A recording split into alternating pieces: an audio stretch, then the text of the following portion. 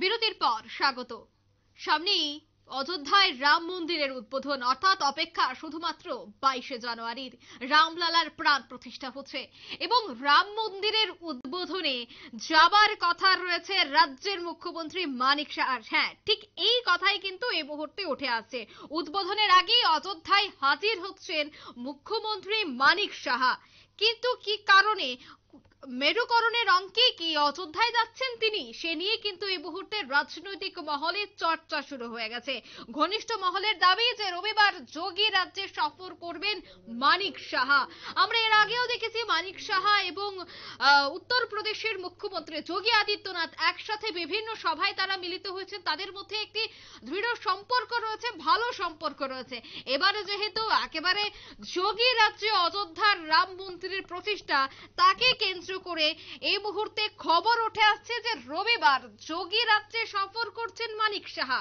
কি কারণ, কি বিষয় রয়েছে, তা নিয়ে আমি বিস্তারিত জানবো। নিউজরুম থেকে সরাসরি যুক্ত হয়ে যাচ্ছে নিউজ ভ্যানগার্ড প্রতিনিধি সুপ্রীতি মুখার্জি। সুপ্রীতি, মেরুকরণের অঙ্কে কি এবার অযোধ্যায় যাচ্ছেন রাজ্যের মুখ্যমন্ত্রী মানিক সাহা, কি বলবে? দেখো অঙ্কিতা, মুখ্যমন্ত্রী মানিক সাহা এই মুহূর্তে দিল্লিতে, অর্থাৎ তিনি রাজ্যে নেই।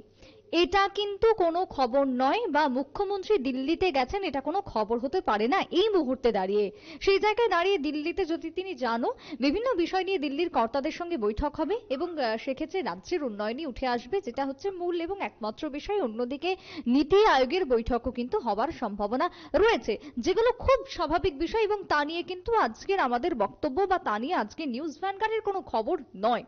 কিন্তু এরই মধ্যেখানে যে এক্সক্লুসিভ খবর এই মুহূর্তে উঠে আসছে তা হলো, মুখ্যমন্ত্রীর ঘনিষ্ঠ সূত্রে আমরা খবর পাচ্ছি যে এই যে দুদিনের সফরে মুখ্যমন্ত্রী দিল্লি গেছেন, এই সফরের মধ্যে তিনি রাম মন্দিরে যেতে পারবেন, যেখানে দাঁড়িয়ে রাম মন্দির উদ্বোধনের এখনো প্রায় 15 থেকে 16 দিন বাকি।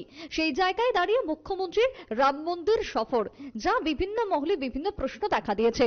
তবে হ্যাঁ, মুখ্যমন্ত্রী মানিক সাহা তিনি একদিকে যেরকম রাজ্যের প্রশাসনিক কর্তা, অন্যদিকে কিন্তু তিনি একজন রাজনৈতিক ব্যক্তিত্ব।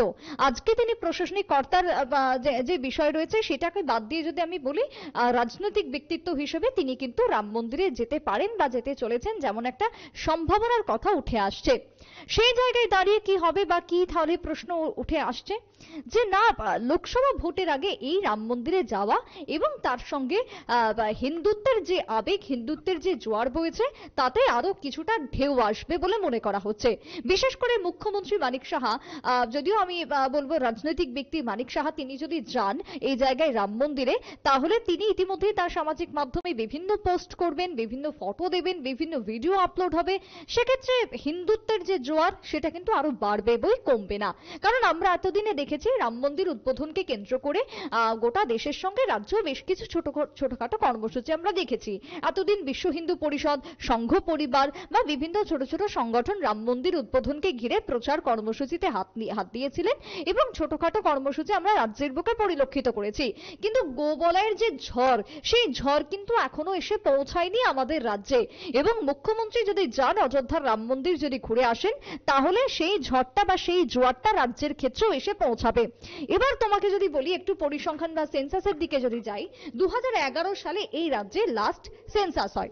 সেই সেন্সাসে কি উঠে আসছে, এবার তোমাকে আমি একটু নথি দেখে বলি, যে গোটা রাজ্যের যে জনসংখ্যা, সেই জনসংখ্যার নিরিখে 8.9% ছিল মাইনরিটি ভোটার।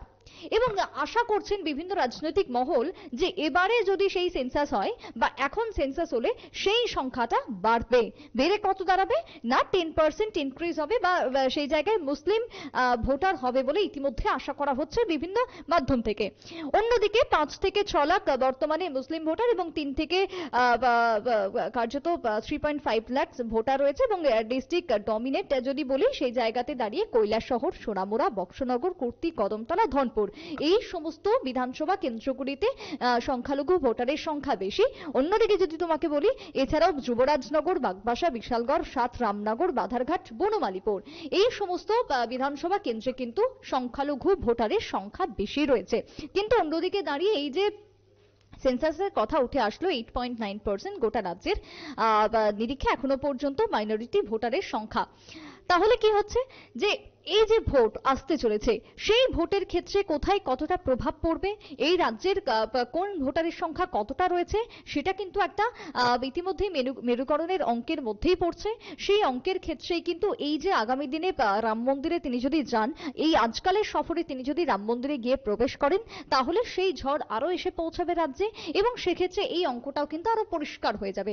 অর্থাৎ রাজনৈতিক যে হিসেব, রাজনৈতিক যে সমীকরণ, সেই সমীকরণের অঙ্গ হিসেবেই কিন্তু মুখ্যমন্ত্রীর এই রাম মন্দির সফর।